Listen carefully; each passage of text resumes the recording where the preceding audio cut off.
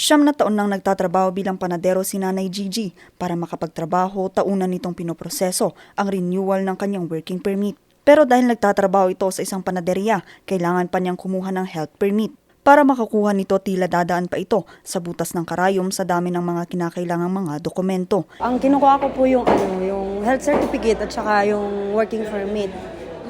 Tapos yung mga sedula at saka police clearance para matapos ko na lang. Para maaga niyang matapos ito, umaga pa lang, pumila na ito sa City Health Office. Dito mayroong one-stop shop para sa mga kumukuha ng permit. At least iisa na dito, nandito na lahat. Wala nang pupunta doon sa City Hall, dito na lahat. Pero para kay Nanay Edita, mas magaan raw ngayon ang pagkuha niya ng mga permit. Mas magaan po. Mas magaan as compared nung last year, ma'am.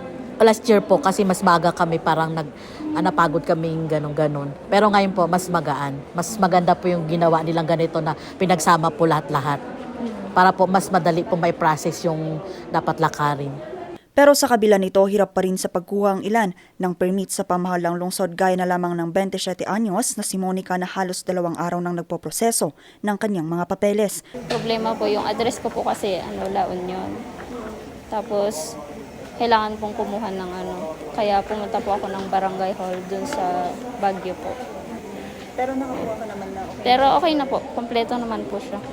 For this year po, yung result po ng stool and x-ray ang pinakamatagal.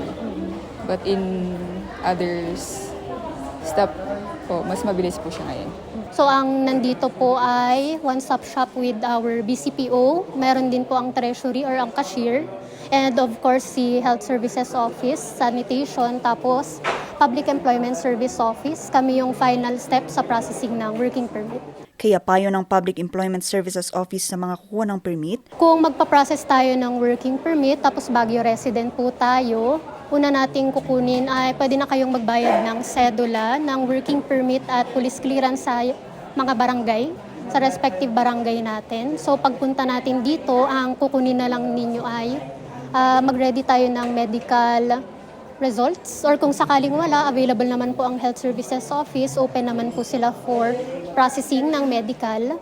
And andito naman na po ang police station, so wala na pong problema as long as nakabayad sa barangay. bukas naman ang kanilang one-stop shop hanggang sa katapusan ng buwan ng Marso. Dito rin magtatapos ang pagpoproseso ng working at mayor's permit sa lungsod ng Baguio. Vanessa Bugtong, RNG News.